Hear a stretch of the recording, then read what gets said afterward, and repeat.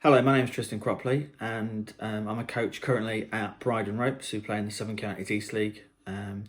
Obviously, while we're all in self-isolation, I just wanted to do something inspired by the Coaches' Voices videos that you've probably all seen via YouTube or on Twitter.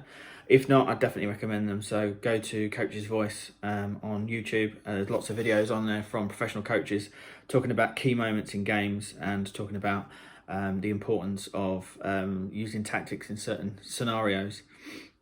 I was always going to do one of these, but I was going to do it kind of at the end of the season. But obviously, with the circumstances that they are, I've decided to do it now. So the first one I'm going to do is a game that took place almost a year ago, 23rd of March 2019. And it was a game in the league, and it was Equinoccial, away to my team, Wellington Reserves at the time. We'd played them about 3-4 months before, so November time, at their place in Meridian, and they play on AstroTurf pitch. And we lost 3-1. And watching the game, they absolutely played us off the park. And even to this day, I'd say probably one of the best footballing sides in the division. We thought we were quite good at football back then, and we just got absolutely schooled. So it's 3-1, but it could have been 5 or 6. So similar to us, they play on a sort of 3G AstroTurf pitch, and they play a 4-3-3, and they play quite high pressing football. So we thought about it and thought, well, we've got them coming up again in the March, and what could we do about it? How could we nullify their attacks, and also how could we make sure that we came away with the 3 points? So we completely changed the way that we played for that game. So instead of playing the usual 4-3-3, we went to a 4-4-1-1, and also we looked at different ways of dealing with their way of attacking and defending. So I'm going to go through that with you now. Apologies for the camera, it's not the best, but now you don't get to see this, you get to see the tactics. So let's move forward. So on the day, as I said, we went from a 4-3-3, this is us in red, went from a 4-3-3 to a 4-4-1-1. I'll just go through the team. So Callum in goal. At right back we had Jamal, at left back we had Lefty. In the middle, we had Dylan and John Luke. All season, we've been struggling to get a permanent partner for Dylan, and John Luke was filling in for a couple of games. Actually, it coincided with a good run of form. John Luke's one of those players that can play in about, well, he's played in 11 different positions. So John Luke was there. Out on the right, we had Michael Cody. In the middle, we had Grant Brown, who was from the first team. Liam Burks. And out on the left, we had Luke Berwick. In the 10, went for Marcus. And up front, we had George Ackland. As I said, in a normal week, we'd have gone 4-3-3. Would have been very high and pressing, but we decided not to. And the other thing is, we had a very strong bench, including one of the best goal scorers at this level in Pat Ward. But just felt for the type of football that we needed to play, we needed slightly more pace, and also we needed to be a bit more aware of the defensive side. So that's why I went with these players. So how we did it in training was, first of all, we got the under-23s at Welling to play 4-3-3 high pressing, like Equinoccial would. So we had at least 45 minutes on the Thursday night trying to see how they would play. So if we go through the Equinoccial side, so they play a 4-3-3.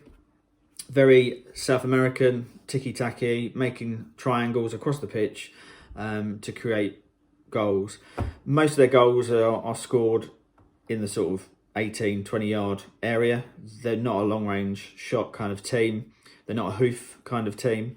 So everything they do play is moving the ball through the thirds. So we need to be aware of that. And as I said, in the first game, we tried to go man for man, and they just passed straight through us. So what we decided to do is that we'd have a low block, and then what we would do is we would counter-attack. So even though we're at home, and if those that have played at Bayliss Avenue, it's a wide pitch, we made the pitch as small as possible. So basically just the edge of the 18-yard box.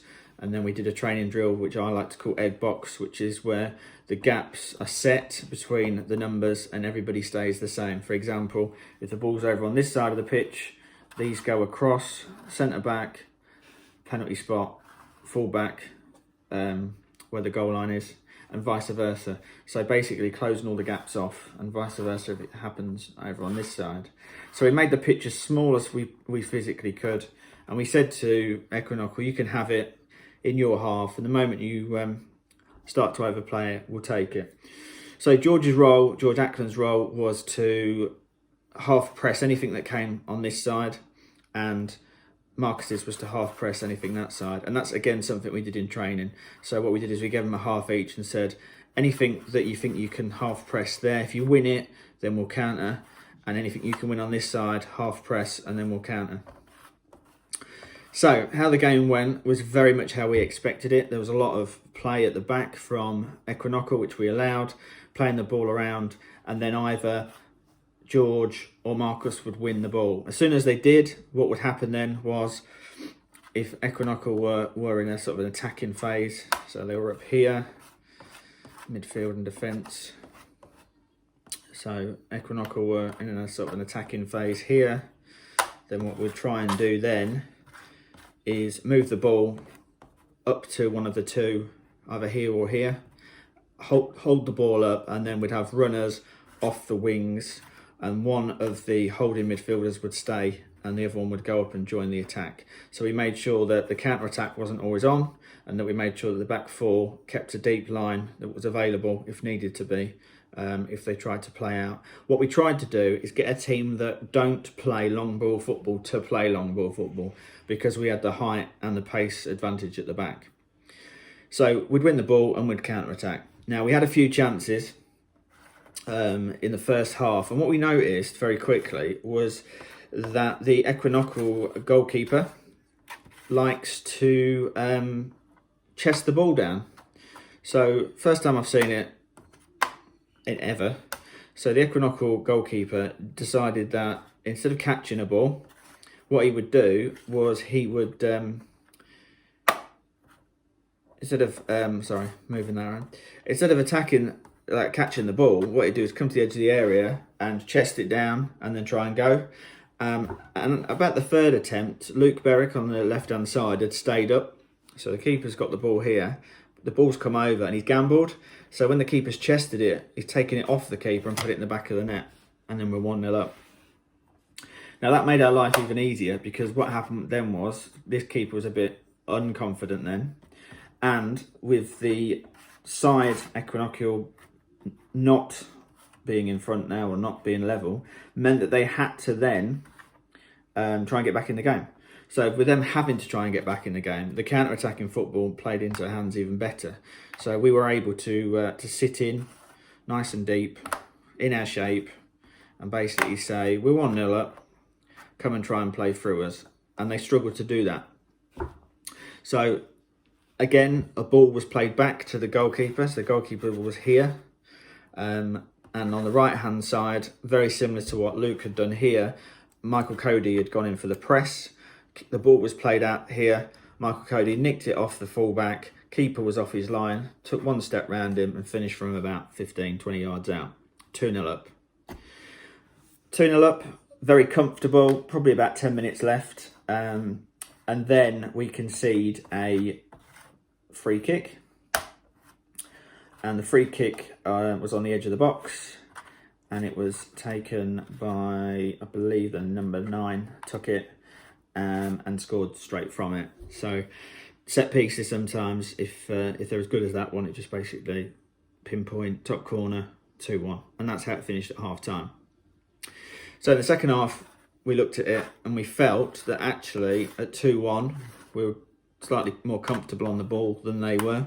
We were forcing them to go longer than they needed to go. That what we would do then is that we would try and impose ourselves a bit more. So the game would open up a little bit, and that we would try and play football a bit more. So in the second half, made some changes. So we had John Luke had come off at this point, and Solomon, who had come on. Solomon, who would play in centre midfield, but also centre back, is quite a big, powerful, pacey player. So he'd gone in there alongside Dylan. George Fisher had come on for Cody on that side. Ozzy had come on. No, Ozzy hadn't come on yet. And Pat had come on for George Ackland. So I'll just go through this setup for the second half. And the setup for the second half was Jamal, Lefty, Solomon, Dylan, George Fisher, Brownie, Liam Burks, Luke Berwick, Marcus, and I'd swapped George Ackland for Pat Ward.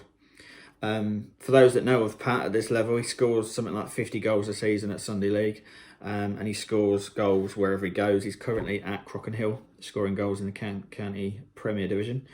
Pat's probably one of the best holders up of the ball that I've seen at this level, and also he's a goal scorer. So the aim now is to try and stretch it, try and get him in off the back, try and get Marcus making runs off him, and then get in the midfield to play a little bit higher, and getting the defence to play a little bit higher up. So what we're trying to do now is impose. So the block had gone from a low block to now mid block. We do a training session called traffic lights. So this would be amber. We were playing red before. So playing amber, looking to play green. So we came out second half, played a lot more aggressive. They played a lot more aggressive. And we got a free kick. And it was about 35 yards out.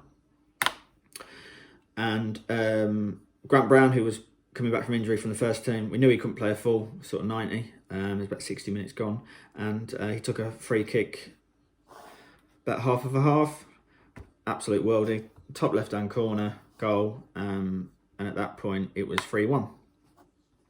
So, because he'd scored his goal and he was quite happy and knackered, Brownie came off and Ozzy came on instead. So we had Ozzy in the middle with Liam Burks, Marcus just in front, and then Pat just in front there.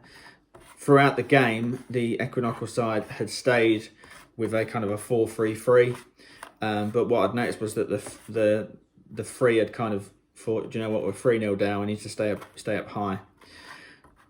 One of the reasons why we went with the counter-attack is not only an Equinoccial good on the ball, they're a good pass inside, they play triangles and they play through us, but they attack and defend in numbers.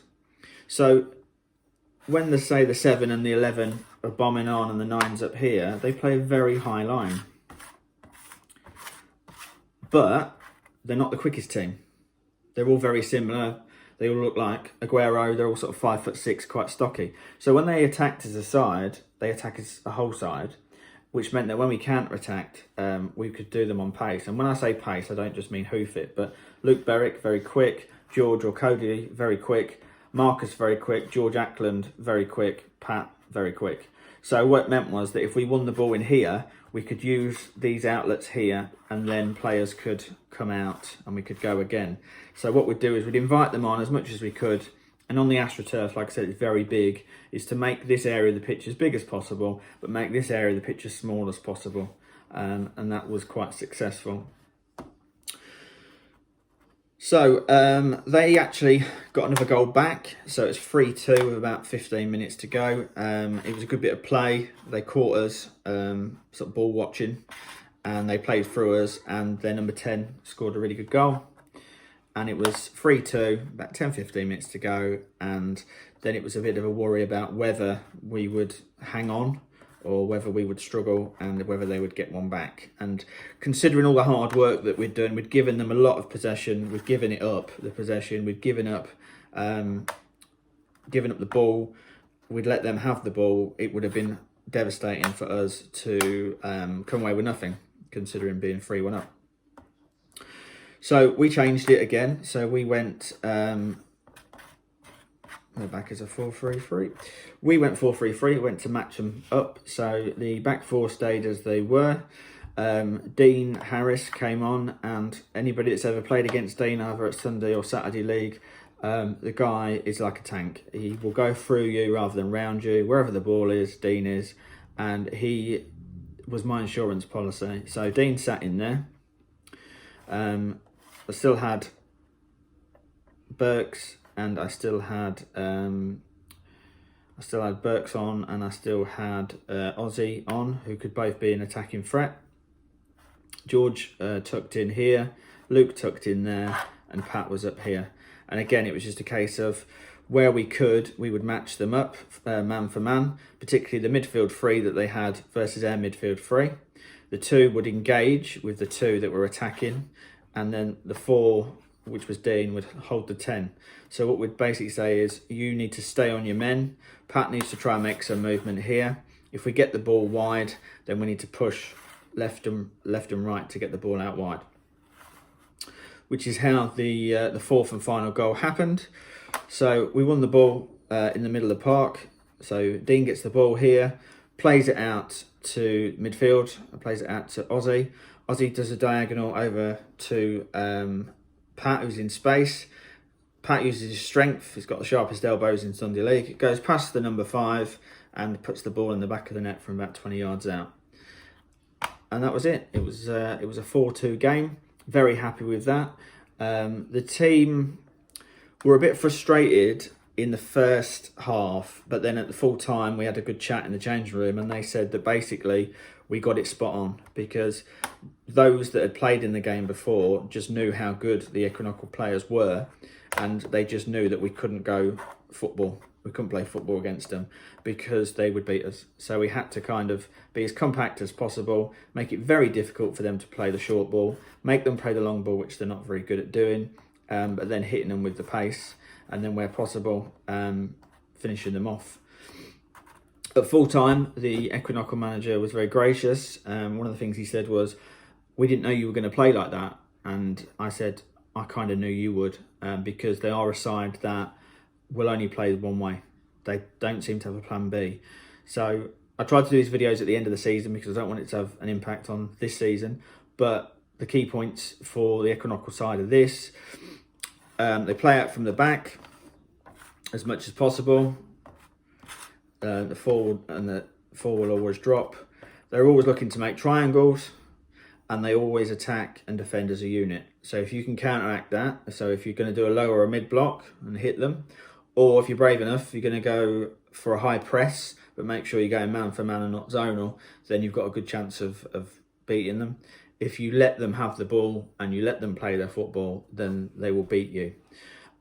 What I'd like to see from this side is, obviously we played on a artificial pitch, but also they do as well. So they play at Meridian and we played at Thamesmead.